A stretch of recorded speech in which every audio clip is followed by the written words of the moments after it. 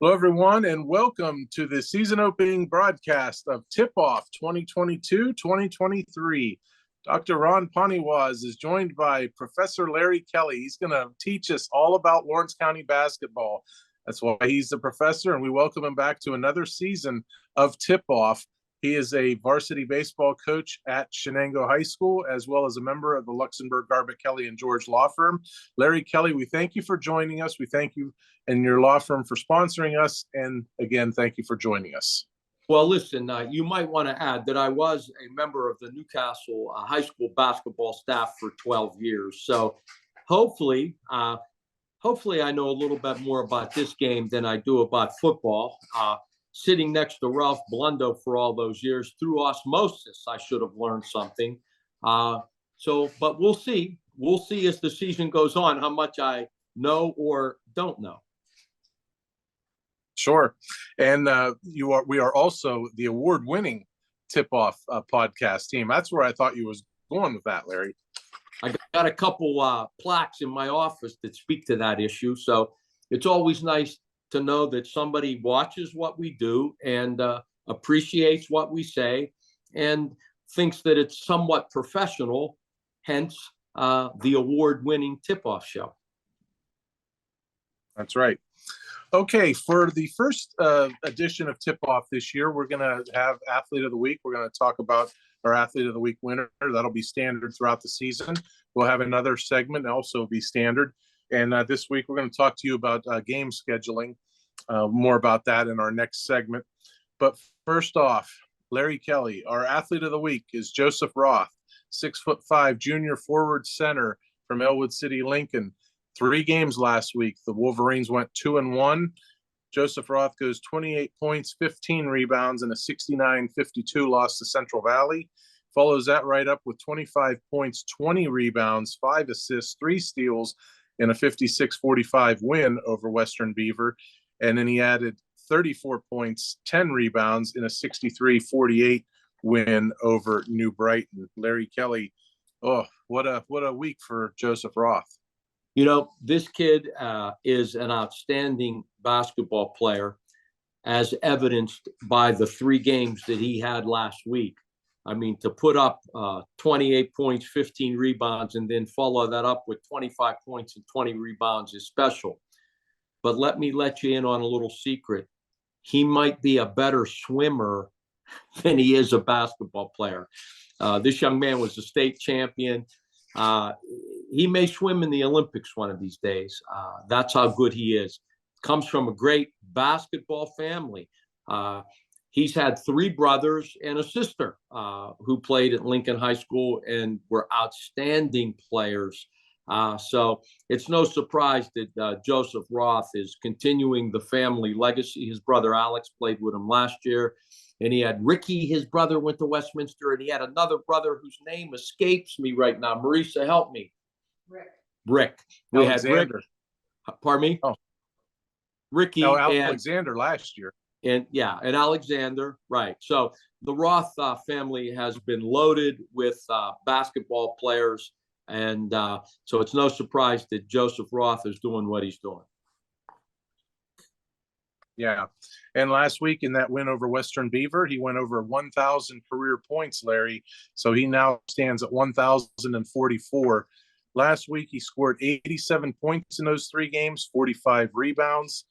Larry, it seems like, to borrow a phrase that Stacy Robinson likes to use, he is the straw that stirs the drink for the Ellwood City Lincoln boys basketball team. Now, wait a minute. Is that Stacy Robinson's line, or is that Larry Kelly's line? Or is that Reggie Jackson's line? I think we all stole that line from Reggie Jackson. As you might be too young to remember this. When Reggie Jackson went to the New York Yankees, they said, well, you're going to be teammates with Thurman Munson. What do you think about Thurman?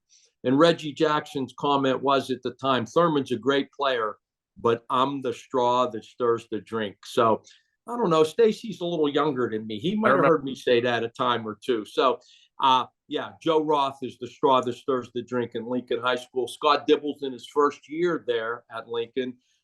Scott has a lot of coaching pedigree. He's been at a lot of places and has won a lot of games. And He knows how to coach them up. He knows the X's and the O's. And so it doesn't surprise me that Lincoln High School is 7-1 at this point. Yeah, 7-1 for Ellwood City. Big game on Tuesday night as Ellwood City plays host to Neshannock. That's a big rivalry, big county game as well. So, certainly everybody's going to be very tuned into that one to see how things go. And, team that wins will get the upper hand early on. Well, where's that game being played at? Down at Ellwood. Down in Ellwood City. Yeah, the last time Neshannock visited the Wolverines down in Ellwood City, I was at that game. They got beat pretty badly. So should be a good game. Neshannock is well coached. They're tough. They're ready to go. But this will be a good litmus test, too, for both teams because, we're going to see if Ellwood's for real. And, of course, we're going to see a little bit more about Neshannock because it's tough to win basketball games on the road. And if they can win that game down at Ellwood City, that'll say something about what type of team they have and what we can expect from the Lancers moving forward. Larry, put your coach's hat on for a moment. You're a coach trying to scheme up a way to stop Joseph Roth. He's got a lethal inside game, but he can also step out and hit a three. He's got at least one, maybe two this year. How would you go about, trying to defend him? Well, there's two ways that you do that. First of all, you got to pressure the wing player who has the ball so that if Joe Roth is on the low block, you can't allow an easy entry pass in there. The other thing that I'd like to do, it's one thing to catch the ball, but you can't let a post player with his talent catch it and dribble it 2 or 3 times.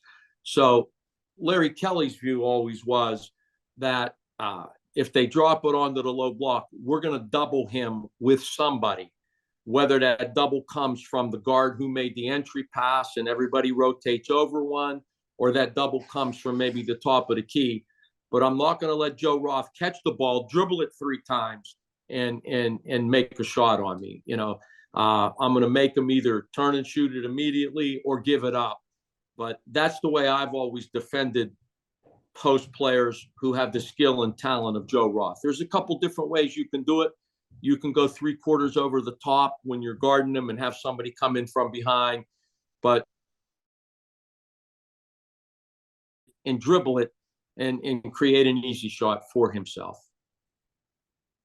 Yeah, I also picked up on the Ricky Henderson reference there when you said Larry Kelly would do play defense this way. So I picked up on your third person there. Well, I mean, that's the way you asked me how I would do it. And I'm just telling you now, there might be a lot of guys disagree with that, but I've coached basketball for 20 years. In my experience, a post player with the talent of Joe Roth, you can't let him catch it on the low block, take 1 or 2 dribbles before he shoots it, because you're in trouble then.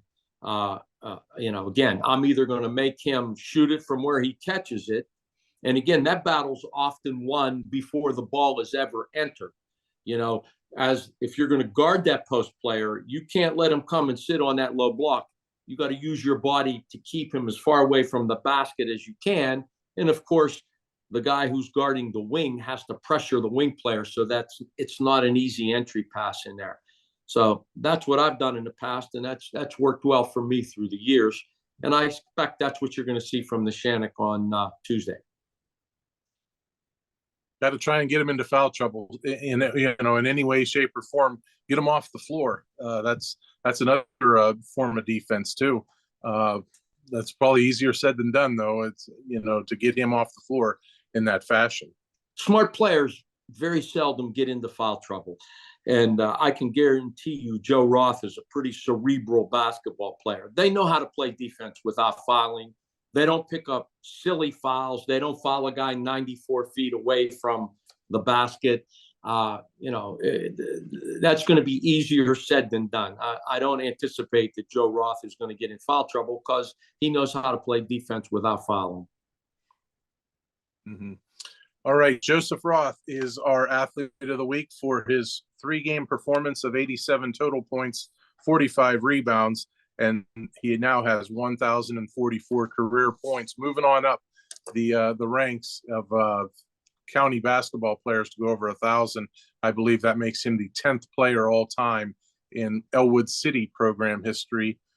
I can't remember how many exactly for the county, maybe 101 or 100, somewhere around there. Joe Roth may go over 2,000 points before he's done.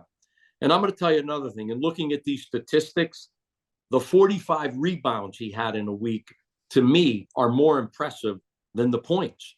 You got to be banging. You got to be doing a lot of hard work to grab 45 rebounds in 3 games. Absolutely. Okay, congratulations to Joseph Roth for being our Athlete of the Week. We have one more segment. We'll do that right here next on Tip Off. There's one thing I learned growing up around here. People should look out for each other. Be friends and neighbors that you can count on. So it bothers me when people who are hurt in automobile accidents get bullied by the insurance company. I don't let bullies run over my clients. I do what I was taught growing up. Step up, stand up, and speak up for those who can't. I'm Larry Kelly, and I'm a Newcastle guy.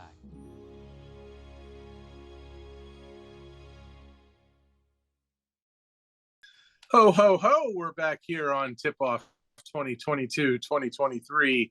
And Larry, this week we are talking about basketball scheduling, teams scheduling their games. And I was observing some of the records that we have.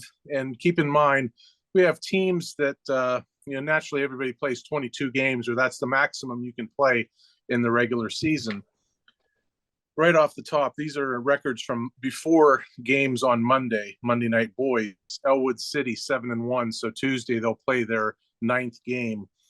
Mohawk is 6-0. I believe they play Tuesday night. I don't know offhand. While Shenango is 2-1. They haven't played too many. Union, for obvious reasons, hasn't played too many games. They're only 2-0. And Newcastle's going to catch up a little bit because Tuesday and Wednesday they're down in Florida on their Florida trip. They're 4-0, so they'll be up to 6 games by the end of the week. On the girls' side of the ledger, Newcastle, they're done until next week. They're 2-5. The Ellwood City girls, I can update this now. They're 3-2. The Ellwood City girls tonight beat New Brighton. This is not a misspeak. They won tonight over New Brighton, 76-4. Wow! And that pushes Ellwood City up to 3-2. Union girls are playing Mohawk tonight. They're 3-2. The reason I'm reading these records, Larry, again, you play 22 games maximum. That's what you're allowed to play.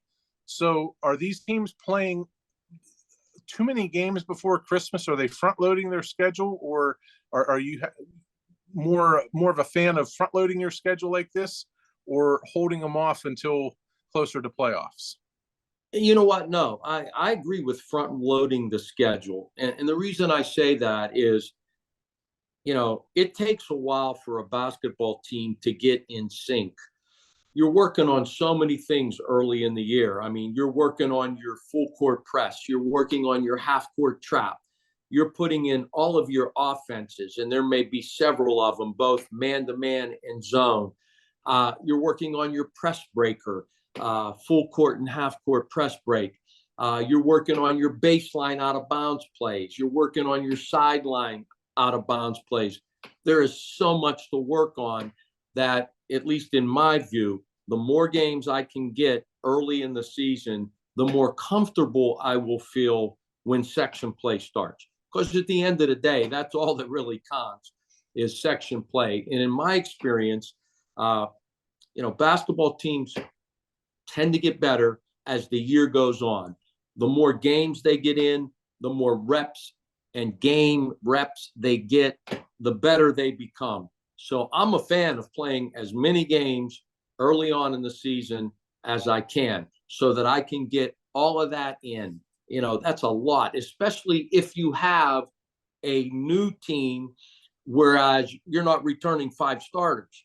You have young men or young women who didn't get a lot of playing time last year, who were members of the JV team. Man, let me tell you something. Having coached basketball for 20 years, it takes a lot of time to reach the level of execution that is necessary, both offensively and defensively, to win games. And that's what's made Newcastle so successful through the years. We've had great athletes and we've had great basketball players, but our execution, offensively and defensively, is better than, or at least as good as, every team we've ever played. And that's what separates good teams from great teams: offensive and defensive execution. And to get that down, you need reps and you need game reps. So I'm a fan of playing as many as you can early on. I guess to take the other side of the argument, if I was, maybe having more games toward the back end, when it gets time for the pairings to roll around, and a team might say, geez, we've played one game in the last 9 days or something, the pairings are tomorrow. And if you get a high seed and then they don't start the playoffs for another week and a half, because if you're a high seed, as we all know, Newcastle's been in that problem before, where they're a high seed. Next thing you know, they get a bye and they're waiting on a winner from a play-in game. It's not saying that Newcastle falls into this category of front loading or back loading, but if you're in that type of a scenario where you're going to be a high seed and you don't have too many games before the pairings, you might be playing maybe 2 games in a 2-week stretch. And is that kind of, beneficial? That could happen. But, once section play starts, it's normally every Tuesday and Friday. And then we would always have a game on Monday, the day before the pairings meeting. And then we would always have a scrimmage between the last game on Monday and our first playoff game. The one thing that we noticed is once section play starts, if you're playing a non-section game, it tends to be a letdown.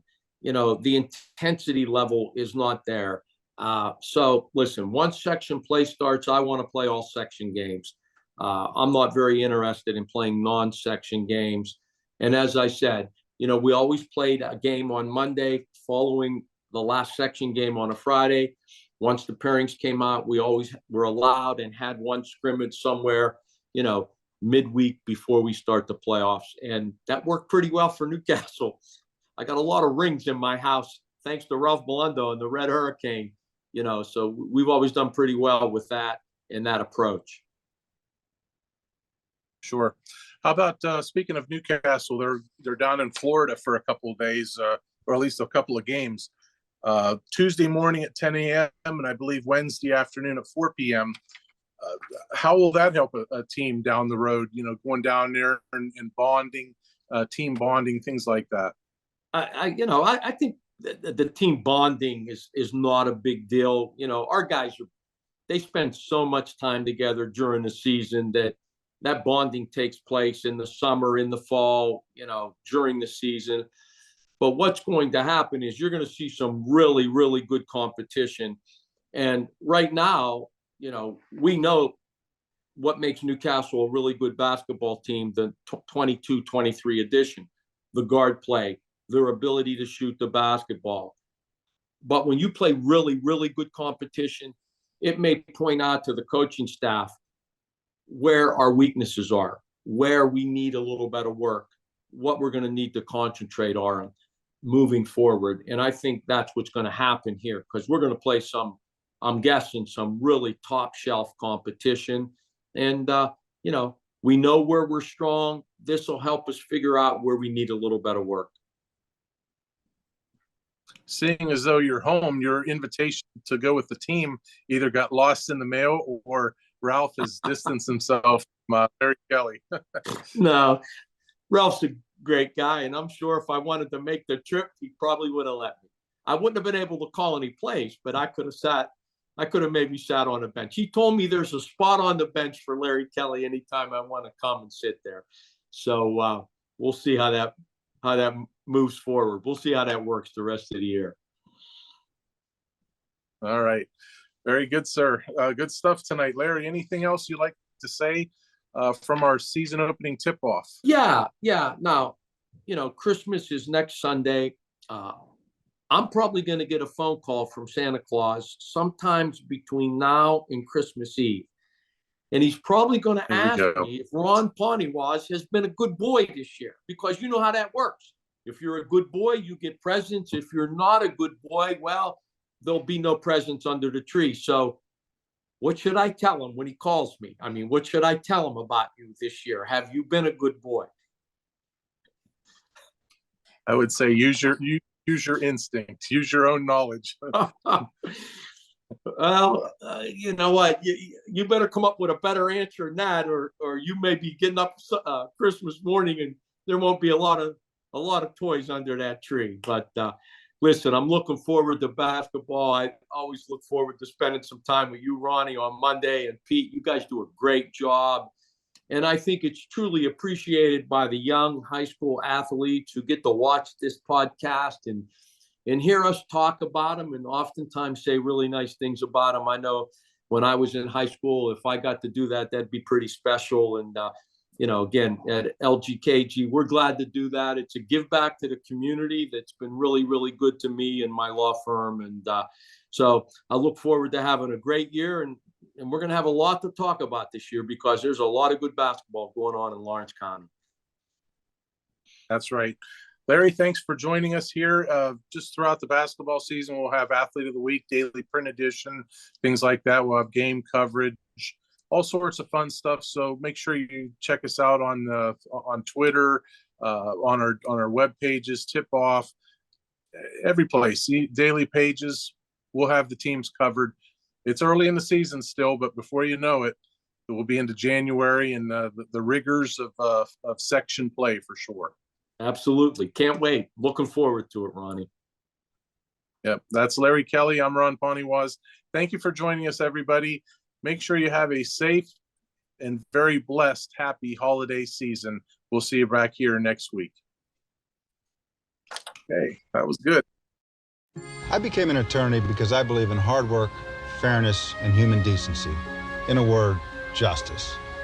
Our workers' compensation clients deserve justice because in an instant, their hard work turns into hard times when they get hurt on the job. No doubt, life is tough, but so am I. I've been fighting all my life, and I'll keep fighting for you. I'm Joe George, and here in Lawrence County, it's personal.